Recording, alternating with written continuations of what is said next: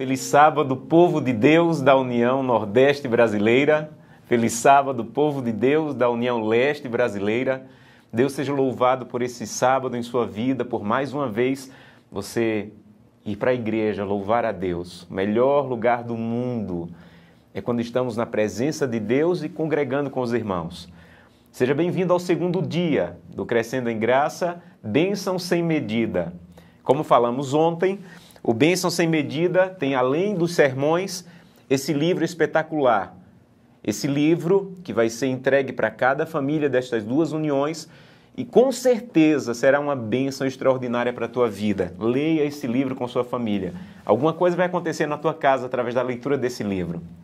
Hoje é um sábado e nós temos um desafio. O desafio é assistir um sermão na tela. Não é comum assistirmos sermões na tela, mas nós temos um Deus que sabe como enfrentar desafios. Um Deus que sabe tornar algo que está na tela algo pessoal.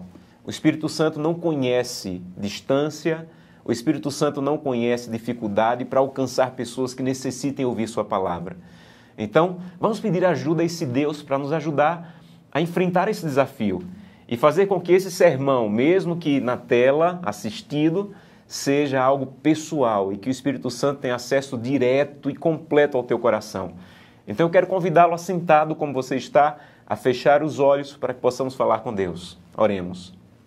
Querido Pai, nós te louvamos por mais um dia e pela oportunidade de mais uma vez abrirmos a tua palavra com o povo de Deus no Nordeste, podermos perceber a tua palavra falando ao nosso coração.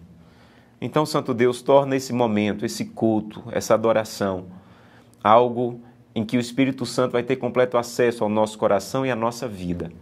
É o que te pedimos em nome de Jesus. Amém.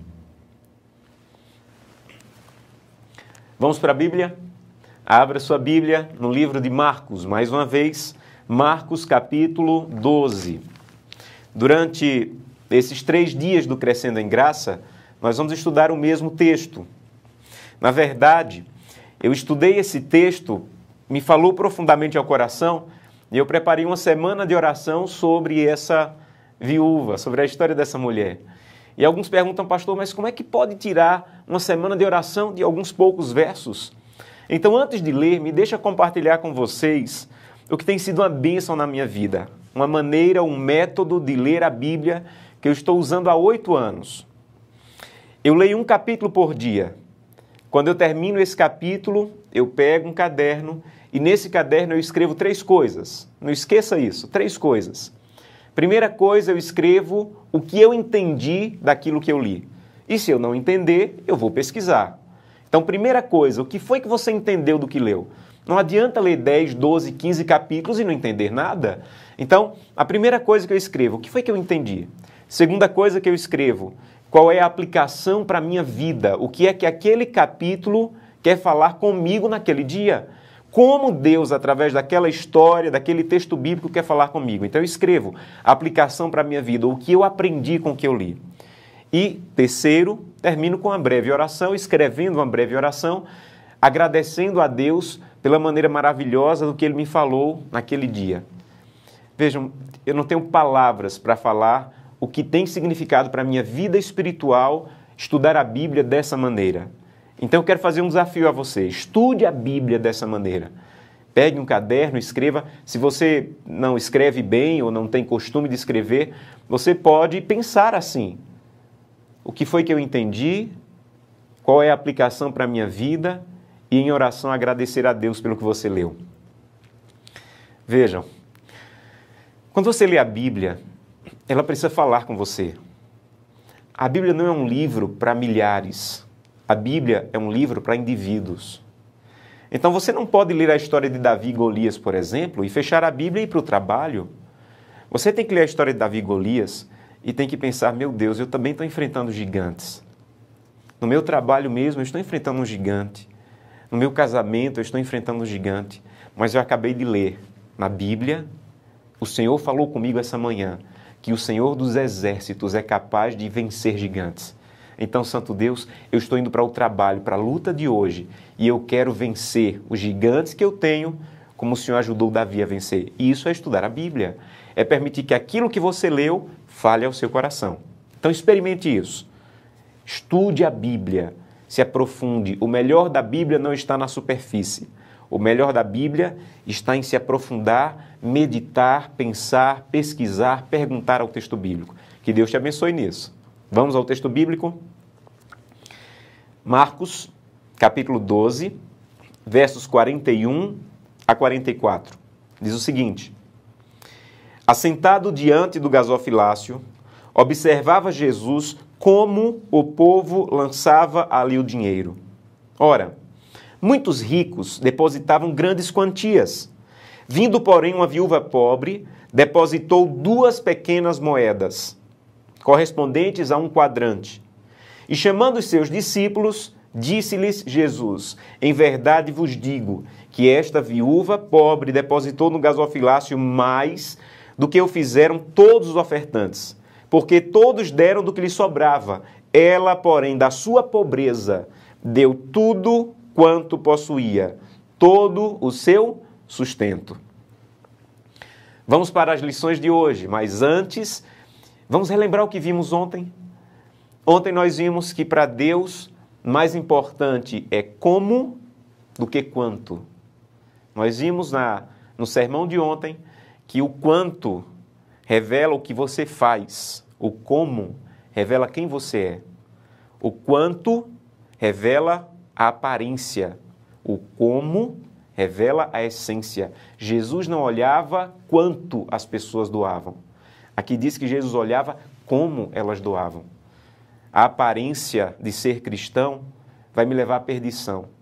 É a essência de ser cristão que vai me levar à salvação. Foi isso que nós vimos ontem. E concluímos o sermão ontem dizendo que nós não temos essência, só temos aparência. Mas se Jesus Cristo estiver em nossa vida todos os dias, aí sim nós vamos ter a essência de ser cristão. Nós não vamos parecer cristãos, nós vamos ser cristãos. Hoje, vamos aprender mais algumas lições dessa história. Vejam, Jesus estava observando as pessoas na hora do ofertório e Jesus não fez nenhum comentário quando viu os ricos depositando muito dinheiro. Mas quando aquela pobre viúva depositou aquelas 2 moedas, a Bíblia diz que Jesus parou e a parabenizou. Por que Jesus parabenizou aquela viúva? O texto bíblico diz que Jesus a parabenizou porque ela deu tudo. Ela deu tudo. Por isso Jesus a louvou. Os outros estão dando muito dinheiro, muita quantia, mas essa mulher está dando tudo. Vejam, na língua que a Bíblia foi escrita, existem 2 palavras para tudo. Então Jesus tem a opção de usar 2 palavras. Uma dessas palavras, na língua grega, é uma palavra que significa deu tudo o que tinha ali na hora. Então, se Jesus tivesse usado essa palavra, é como se ele estivesse dizendo, ela abriu a bolsa, encontrou 2 moedas lá perdidas, era tudo que ela tinha na hora e entregou lá no ofertório. Mas a outra palavra para tudo é tudo que ela tinha na vida. Era como se Jesus estivesse dizendo, aquela mulher, tudo que tinha na vida eram essas 2 moedas. E tudo que ela tinha na vida, ela entregou para a causa de Deus. Que palavra você acha que Jesus usou naquele dia? Eu imagino que você acertou. Jesus usou a palavra tudo que ela possuía na vida. Aquela mulher entregou tudo. Ela não tinha mais em casa, ela não tinha mais no banco, ela não tinha mais na poupança. Ela estava entregando tudo e por isso Jesus a louvou. Então agora vem a pergunta mais difícil para você. Pastor, então quer dizer que eu devo incentivar as pessoas a entregar tudo para a igreja, tudo para a causa? Vejam, se você for honesto, você vai ter que admitir que de Gênesis a Apocalipse, Deus quer tudo. Deus quer tudo. Não há um versículo na Bíblia que diga que Deus quer uma parte.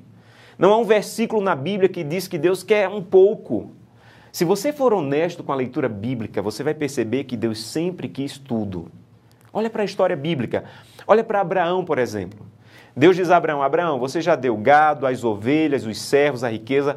Agora eu quero que você me entregue teu filho, teu único filho, aquele a quem amas. O que Deus estava pedindo a Abraão? Deus estava pedindo tudo a Abraão. A Bíblia diz que um dia Jesus se encontrou com um jovem rico E ele conversou um pouco com o jovem rico fez uma pergunta a Jesus, e ao final Jesus disse assim, vai e vende metade. Não, Jesus não disse vai e vende a metade, Jesus disse assim, vai e vende tudo o que tem e dá aos pobres. O que foi que Jesus pediu ao jovem rico, amigos? Jesus pediu ao jovem rico tudo, era isso que Jesus estava pedindo ao jovem rico. E vejam, a Bíblia diz que o jovem rico foi embora triste, e Jesus não chamou e disse assim, não, volta, vem cá, e devolve só o dízimo e a oferta e tá bom demais. Jesus não disse que era para ele devolver só o dízimo e a oferta, sabe por quê? Muito provavelmente, porque o dízimo e a oferta ele já devolvia. A Bíblia diz que ele era um jovem judeu que fazia tudo o que a lei mandava, e os judeus devolviam até 33% de dízimos e ofertas. Então, é muito provável que dízimo e oferta ele já devolvia, por isso Jesus não disse, olha, devolve só o dízimo e a oferta. Jesus não queria o dízimo e a oferta do jovem rico, ele já devolvia. Jesus queria o que ele ainda não havia devolvido. Jesus queria tudo do jovem rico. Me deixa te falar uma coisa. Se você for honesto com a leitura da Bíblia, você vai perceber que sempre é isso que Deus quer de mim, é isso que Deus quer de você. Deus quer tudo, completamente, tudo que temos, tudo que somos, Deus quer tudo. Somos nós que ficamos nos auto-enganando com essa meia entrega, achando que entregar uma parte tá bom demais. Mas Deus quer tudo, nunca esqueça disso. Quer um exemplo disso? Talvez você tenha aprendido que se você recebe R$100, você devolve 10 de dízimo, 10 de oferta, leva 80 para casa, que os 80 agora são seus. Se você aprendeu assim, você aprendeu errado. Biblicamente, você aprendeu errado. Se você recebe R$100, Deus quer os R$100. Deus não quer uma parte do que você tem. Deus quer tudo o que você tem. Deus não quer só o dízimo e a oferta. Você entrega o dízimo e a oferta, mas quando você leva os 80 para casa, você tem que levar os 80 para casa dizendo assim, Senhor, esses 80 ainda pertencem ao Senhor. O que é que eu faço com esse dinheiro que eu trouxe? O que eu compro, o que eu pago, como eu gasto? É por isso, irmãos, que tem tanta gente comprando o que não precisa e pagando o que não pode, porque ainda não percebeu que Deus quer tudo. Deus não quer apenas uma parte do que você tem, Deus quer tudo. Sabem, a mesma coisa é verdade em relação à guarda do sábado. Se você aprendeu que você tem 7 dias, 6 são seus e 1 é de Deus, você aprendeu errado. Numa semana de 7 dias, Deus quer os 7 dias. Nunca esqueça disso. Deus quer o domingo, Deus quer a segunda, Deus quer a terça, Deus quer a quarta, Deus quer a quinta, Deus quer a sexta, e o sábado é para celebrar um Deus que você aprendeu a passar a semana com Ele. Mas se você não busca Deus no domingo, não busca Deus na segunda, não faz o culto com tua família na terça, na quarta, na quinta, na sexta, e no sábado vai pela manhã, 4 horas por sábado, dizendo, pronto, Senhor, está aqui o sábado que o Senhor quer. Isaías capítulo 1, Deus diz de maneira muito clara, eu estou cansado dos sábados que vocês guardam. Não é que Deus não queira mais a guarda do sábado, é que Deus não quer pessoas que guardam o sábado, mas que passam a semana inteira longe dele. Deus não quer dízimos e ofertas, simplesmente como entrega de dinheiro de uma pessoa que não aprendeu a reconhecer que Deus quer tudo. Deus quer tudo. Deus quer toda a tua semana, Deus quer todos os teus recursos, Deus quer todas as páginas que você acessa na internet, Deus quer tudo que você ouve no teu MP4, Deus quer todos os filmes que você assiste, Deus quer tudo que você come. Enquanto você não entregar tudo, você não está entregando nada. O sábado é um reconhecimento semanal de que eu entreguei a semana. O dízimo é um reconhecimento mensal de que eu entreguei os meus recursos. Isso é o dízimo, isso é o sábado. Nunca esqueça, Deus quer tudo. Me deixa tentar explicar de outro jeito. Vejam, na mentalidade judaica, quando se falava 10, eles entendiam que estava se falando do mínimo. Vamos para alguns exemplos. Um dia, Deus disse, eu vou mostrar para o Egito quem é Deus. Eu vou mostrar para o Egito como eu sou poderoso. Eu posso fazer muito, mas eu vou derramar o mínimo de pragas para eles reconhecerem quem é Deus. Quantas pragas Deus derramou sobre o Egito? 10 pragas. Sabe por que 10? Porque na mentalidade judaica, 10 era o mínimo. Deus tinha muito mais poder. Mas o mínimo de Deus já era suficiente para fazer o Egito se render. Quer um outro exemplo? Um dia Jesus estava andando e passou em frente à tenda de Abraão. E disse: Abraão, nós somos amigos e eu preciso te revelar. Eu vou destruir Sodoma e Gomorra. E Abraão começou a pedir: Senhor, se houver 50 justos, se houverem 50 justos em Sodoma e Gomorra, tudo bem, Abraão, se houverem 50 eu não destruo. E se houverem 40, e se houverem 30? Quando foi que Abraão parou de pedir por Sodoma e Gomorra? Sabe o que diz a Bíblia? 10. Na mentalidade judaica, se não haviam 10 justos em Sodoma e Gomorra, não haviam justos em Sodoma e Gomorra, porque 10 é o mínimo. Quando Jesus vai falar no seu sermão profético sobre quem vai estar pronto para o retorno dele, ele fala de 10 virgens. Ele estava dizendo assim: olha, eu vou citar o mínimo, mas mesmo no mínimo, nem os 10, nem o mínimo estariam prontas, apenas 5. Quando Deus fala sobre dízimo, a mentalidade judaica era muito claro que 10% não era o máximo, era o mínimo.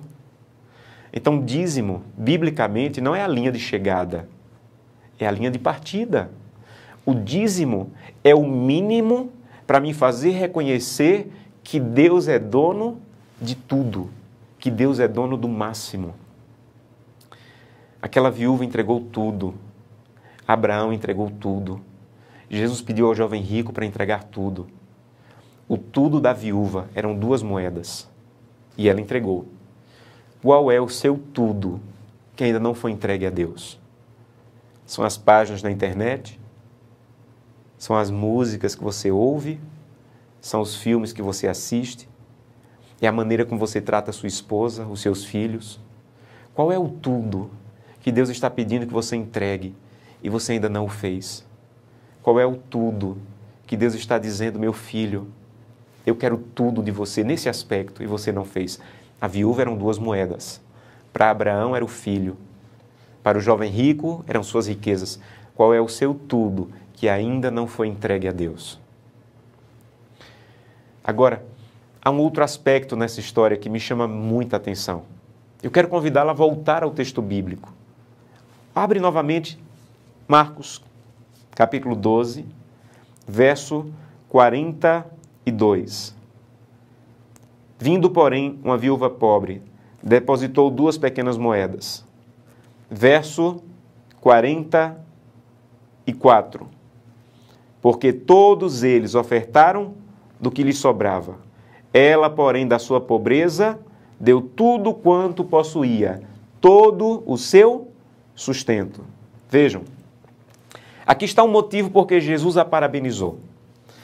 Jesus a parabenizou porque a entrega dela envolvia sacrifício. A verdadeira entrega, ela envolve sacrifício. A verdadeira entrega que agrada a Deus e que recebe o louvor de Jesus, ela envolve sacrifício. Sabe por quê? Porque a maior entrega que já foi feita envolveu o maior sacrifício que a humanidade já viu. A maior entrega não é de 2 moedas. A maior entrega não é de um filho no altar sendo quase morto em um monte. A maior entrega não foi o desafio de um jovem rico vender o que tinha e distribuir para os pobres. A maior entrega foi feita no sacrifício da cruz do Calvário. Então, você quer saber como entregar tudo? Só há uma maneira, você tem que olhar para a cruz do Calvário. É a cruz do Calvário que vai fazer com que você desperte com um forte sentimento de entregar tudo completamente a Deus. A cruz do Calvário envolve o melhor do céu. Então, a cruz do Calvário, sabe o que nos ensina? Que Deus é o maior ofertante. Que Jesus Cristo é a melhor oferta. E que o Calvário foi o maior altar de entrega. Ali está a entrega. Você está tendo dificuldade de entregar alguma coisa completamente a Deus? Você está tendo dificuldade de permanecer fiel na guarda do sábado? Você está tendo dificuldade de entregar completamente os seus recursos e dizer, Santo Deus, nem no mínimo eu tenho sido fiel? Você está tendo dificuldade de entregar alguma coisa que está alimentando o teu pecado? Só tem uma solução. Olha para a cruz do Calvário. E a cruz do Calvário vai fazer você entender o que foi entregue por você e vai te dar forças para entregar tudo para Deus. Um dia, um empresário estava em um porto, vendo um navio ir pelo oceano. E o pastor dele se aproximou, viu que ele estava visivelmente emocionado e disse, irmão, por que você está tão emocionado vendo aquele navio partir? E ele disse, pastor, o senhor sabe que eu sou um homem muito rico, mas eu peguei uma parte da minha riqueza, comprei uma máquina muito cara e doei essa máquina e ela está naquele navio indo para a Índia, para um hospital. Eu fiz uma doação de uma máquina caríssima. Uma boa parte da minha fortuna agora está naquele barco, nessa máquina, e ela vai salvar vidas. E eu estou emocionado porque dei uma parte da minha riqueza para salvar vidas. E disse que o pastor disse, irmão, Deus seja louvado por isso. Eu também estou emocionado vendo aquele navio partir, porque naquele mesmo navio está a minha única filha. Ela está dentro daquele navio porque decidiu passar o resto da vida dedicando sua vida a salvar pessoas lá na Índia. O mesmo lugar que está indo a sua máquina, está indo a minha filha. E ela vai passar o resto da vida ajudando a salvar pessoas. E disse que o empresário encheu os olhos de lágrimas e disse, pastor, eu estou até envergonhado de ter ficado emocionado por uma máquina. Comparado à sua entrega, pastor, a minha entrega perdeu completamente valor.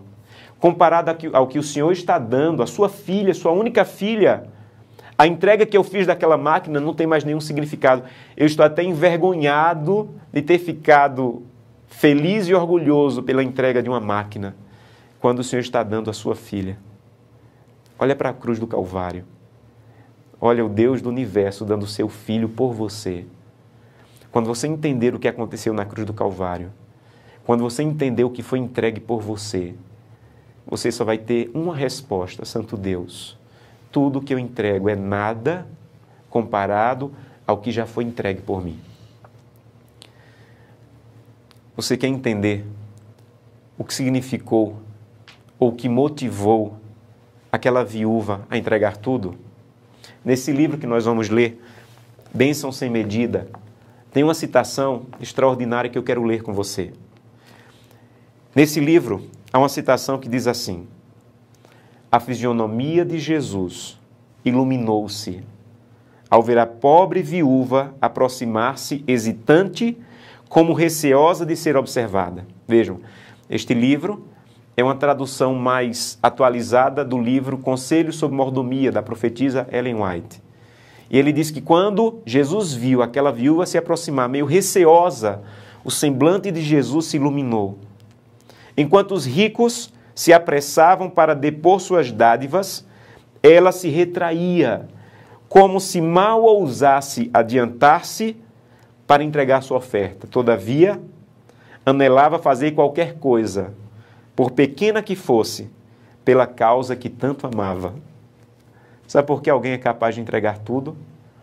Porque olha para a cruz do Calvário e vê que naquela cruz há uma causa, a salvação de pessoas.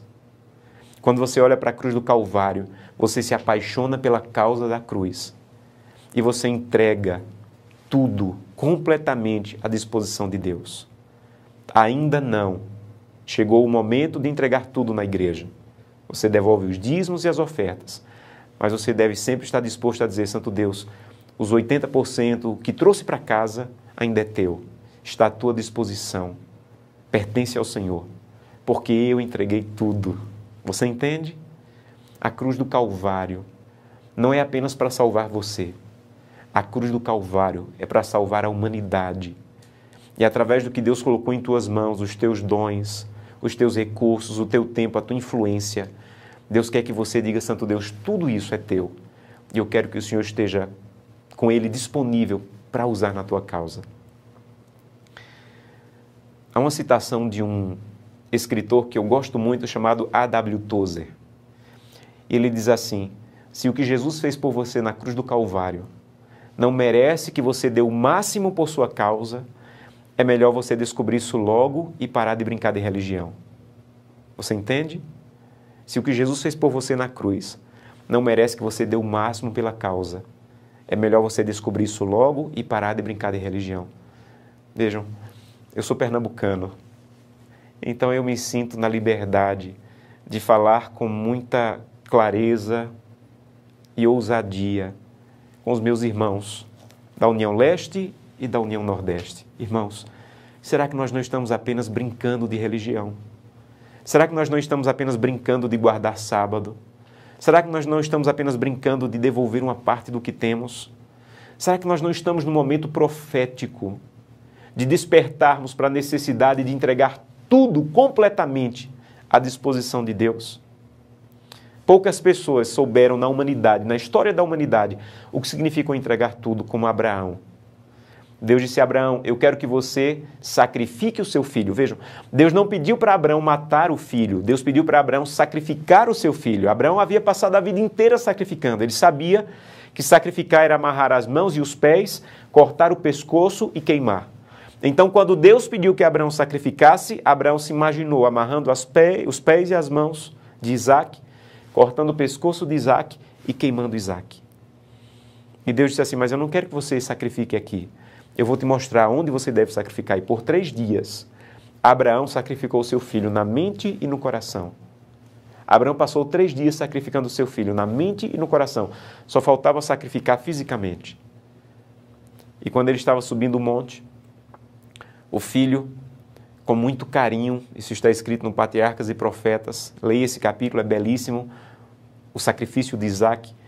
O filho perguntou com muito carinho, pai, aqui está a lenha, aqui está a faca, mas onde está o sacrifício?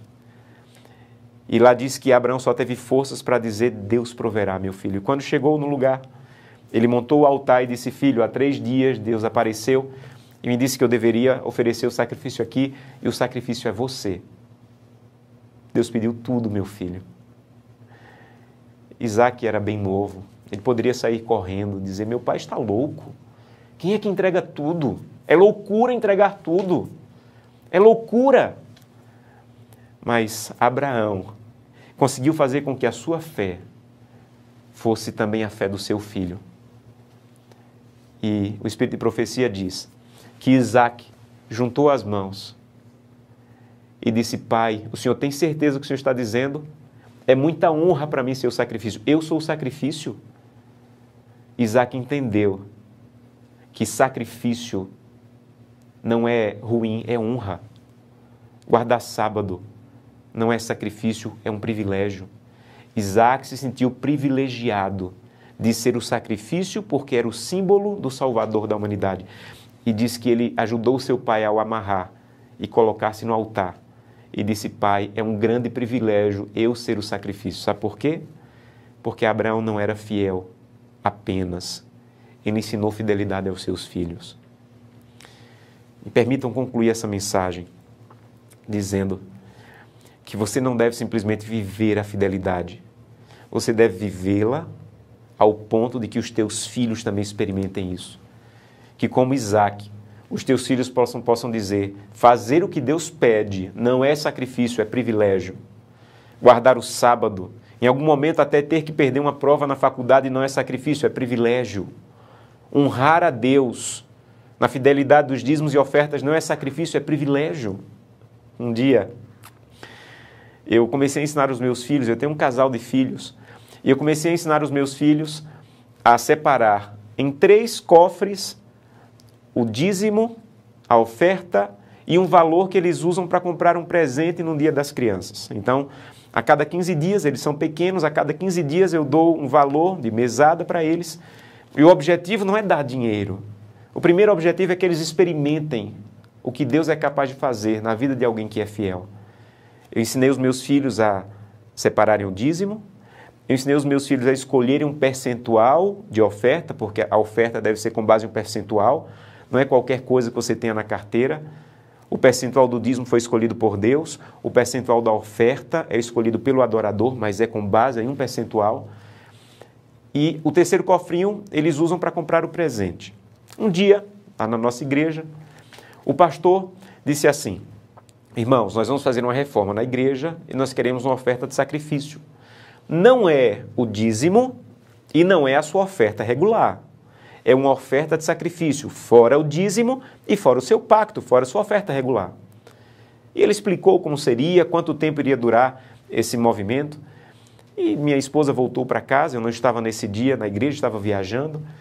E minha esposa disse que a filha disse assim: mãe, eu vou ajudar na construção, na reforma da igreja. E a mãe falou: você lembra que o pastor disse, não é daquele cofre do dízimo e não é do cofre do pacto. É daquele cofre que você está juntando dinheiro para comprar o teu presente. E ela disse: tudo bem, mãe, mas eu vou doar. Eu vou devolver, eu vou entregar. E ela tirou R$50, era um bom valor, era quase tudo que ela tinha naquele cofrinho lá de comprar o presente. E no domingo ela foi à igreja, entregou. E na terça-feira, minha irmã veio nos visitar e ficou uns dias conosco. E quando saiu, deixou um envelope e entregou para cada um dos meus filhos. Dentro do envelope, R$50. E minha esposa disse que a filha falou: mãe, eu entreguei domingo, Deus já me devolveu na terça. Sabe? Eu tenho um Deus capaz de ser fiel, de honrar, de ajudar, de prover. Mas o meu Deus é o meu Deus. Eu preciso que o meu Deus seja agora o Deus dos meus filhos. É o Deus de Abraão, de Isaac e de Jacó. Tem que ser o Deus de Josanã, de Glenda e Samuel. Eu quero convidá-lo hoje a tomar uma decisão. Senhor, eu ainda não entreguei tudo. Há uma música que eu tenho certeza que já tocou o teu coração em algum momento. E é essa música que vamos ouvir agora. Essa música fala sobre essa entrega completa, essa entrega total de tudo que temos, de tudo que somos. E onde você estiver, em qualquer lugar do Nordeste, eu queria convidá-lo a cantar. Eu queria convidá-lo a abrir a sua boca e fazer dessa música a sua entrega. Cante essa música, louve a Deus e diga: Santo Deus, há um trono no meu coração que ainda não é teu, mas hoje, pela manhã, eu estou tomando a decisão de que o trono do meu coração seja completamente teu. Louve a Deus agora com essa música. No trono do viver só existe lugar para lugar de quem governa todo o ser. No trono do viver só pode haver um Senhor. Se forem dois, um será amado e outro rejeitado. Vem, decide agora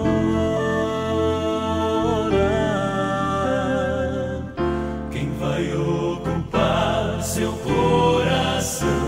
Mas lembre, se ele não for o primeiro em seu coração, então já não é mais nada, não passa de uma ilusão. Mas se ele for o primeiro, o seu companheiro, motivo do céu existir, você vai viver, você vai sorrir, você vai vencer.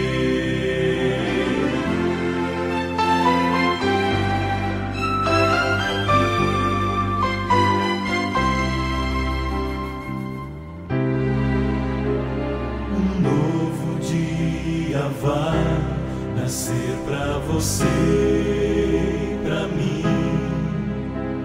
Depende de aceitar Jesus no viver.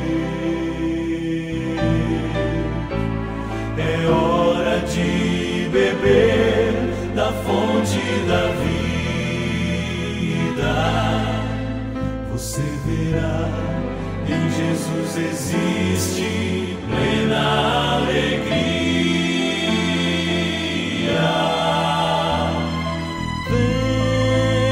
Decide agora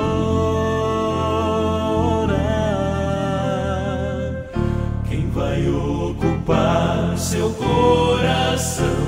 Mas lembre, se ele não for o primeiro em seu coração,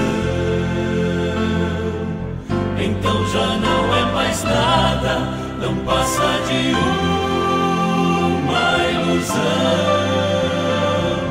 Mas se ele for o primeiro, o seu companheiro, motivo do seu existir, você vai viver, você vai sorrir, você vai vencer. Não há batalha perdida com Cristo. Ele mesmo triunfou lá na cruz. Com sangue já provou que nos ama. Se o coração não for dele, não será de mais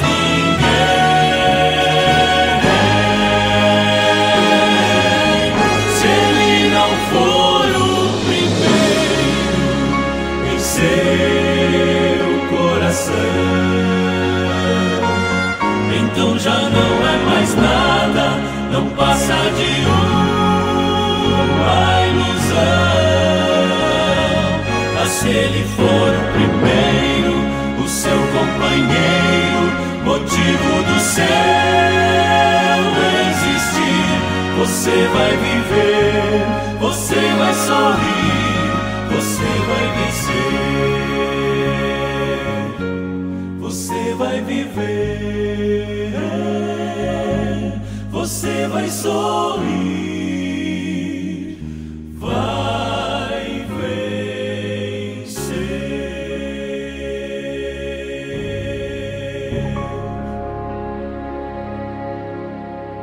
Essa música já me ajudou muito, em muitos momentos em minha vida.